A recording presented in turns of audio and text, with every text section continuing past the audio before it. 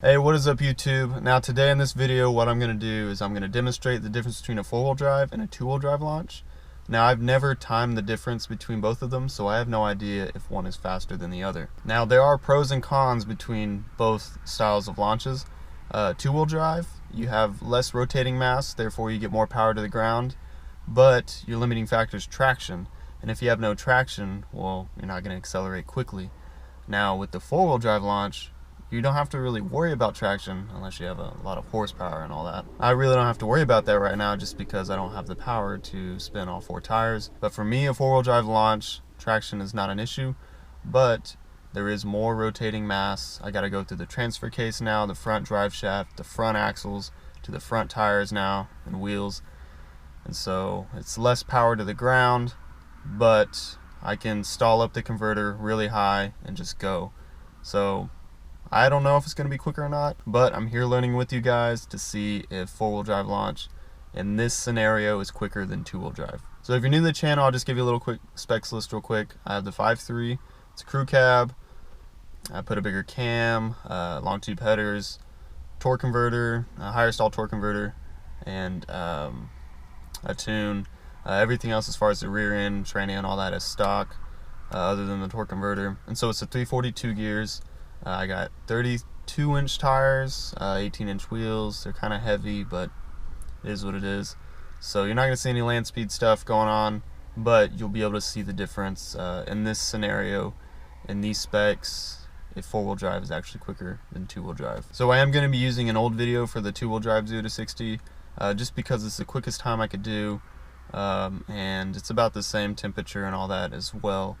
So it's not going to be really different as far as the environment goes. So as you can see on this one, two-wheel drive, I'm going to have a little bit of wheel spin. I can't stall the converter up as high as I will with the four-wheel drive.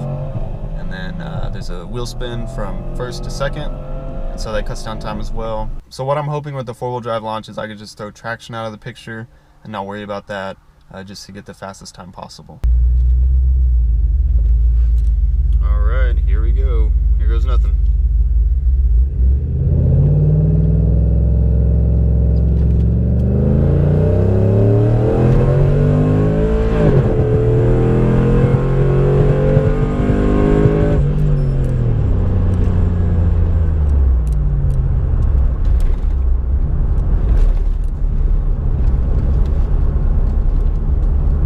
Alright, so that was the four-wheel drive launch.